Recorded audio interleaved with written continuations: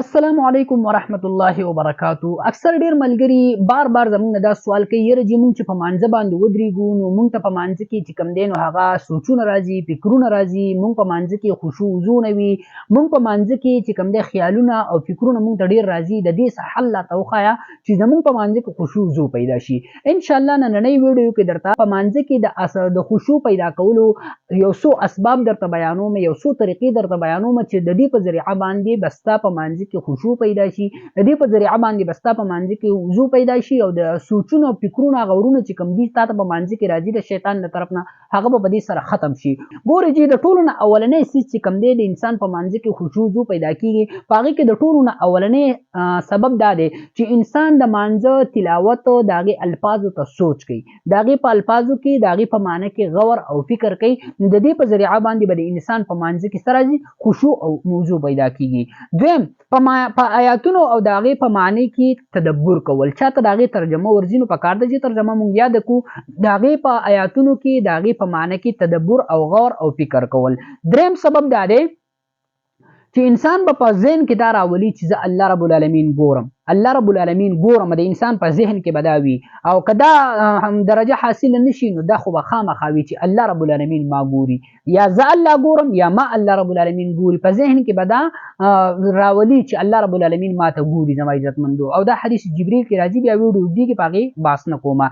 څلورم سبب د خشوع پیدا کولو دا دی چې په مانځه کې دا تصور کول چې الله رب العالمین ما ته جواب راکوي، الله رب العالمین ما ته جواب راکوي، ما ویني او الله رب العالمین ما ته زما د مانځه الفاظ جواب راکوي. لکه حدیث کې راځي چې کله بنده سورې فاتحه وایي نو د هر یو آیات په بدله کې الله رب العالمین د هغې جواب ورکوي. صحیح ده. پنځم سبب دا دی زما عزتمندو، په اطمینان او سکون سره مونځ کول. په اطمینان او سکون سره مونځ کول دا هم د مانځه د خشوع پیدا کولو یو طریقه ده.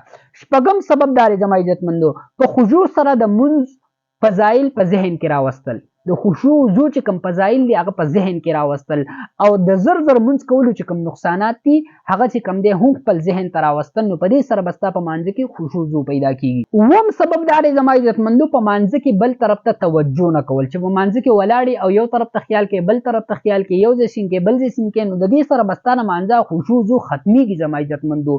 نوم سبب دا دی چې په مانځه کې به ستا توجه چې کوم دی صرف مانځه ته وي، بل طرف ته به توجه نه ګرځي. اتم سبب دا دی زما عزتمندو چې د مونځ د توجه د خرابونکي چې کوم څیزونه دي، کوم اشیا دي چې په هغې سره ستا توجه خرابېږي هغه اول د مخې نه لرې کول. او دا حدیث کې راغلی هم د نبي علیه صلات وسلام به هم هر هغه څیز چې هغې سره توجه خرابېږي نبي علیه صلات وسلام به د مخې نه هغه لرې کو.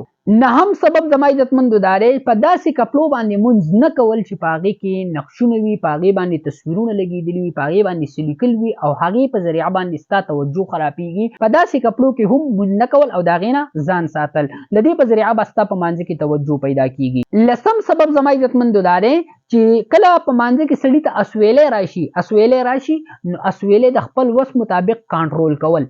کنټرول کول، د کنټرول کولو طریقه یاداره چې سړی خپل غاښونه جوخ کي یا چې کوم دی نو د قیام باندې ولاړ وي نو ښی لاس د دې را پشت پر واخلي او خولې ته به داسې ونیسي. صحیح ده.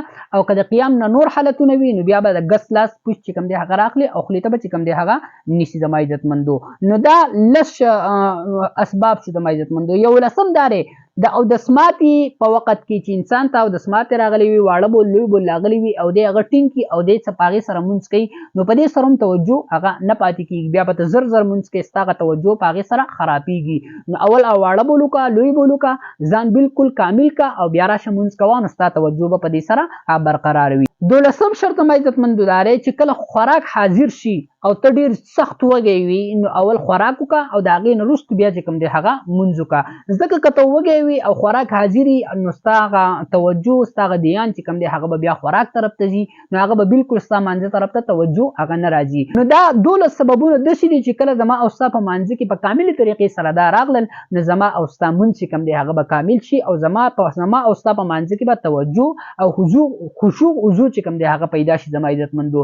نن سبا موږ تاسو ګورو اکثر امام غلط شي په مانځ کې سهو شي نو شاته ټول مقتدیان 2-3 صفه به ولاړ وي، یو مقتدی ته هم دا پته نه لګي چې 2 رکعاته وشول که 3 رکعاته وشول. اکثر چې کوم دی ټول مقتدیان پاسي د ناستې ځای وي ټول پاسي یا د پاسېدو ځای وي او ټول کینی زما عزتمندو. نو ګوره دا ډیره د خطرې خبره ده. پکار ده چې موږ په خپل منځونو کې خشوع زو پیدا کو او د دې ډېر لوی وعیدات راغلي دي چې په منځو کې خشوع زو نه وي او د چې کوم دی هغه په غفلت سره مونځ کوي نو د دې ډېر لوی وعیدات راغلي دي. ویډیو د ثواب په نیت د خپل دوستانو سره ضرور شیر کړئ. السلام علیکم ورحمت الله وبرکاته.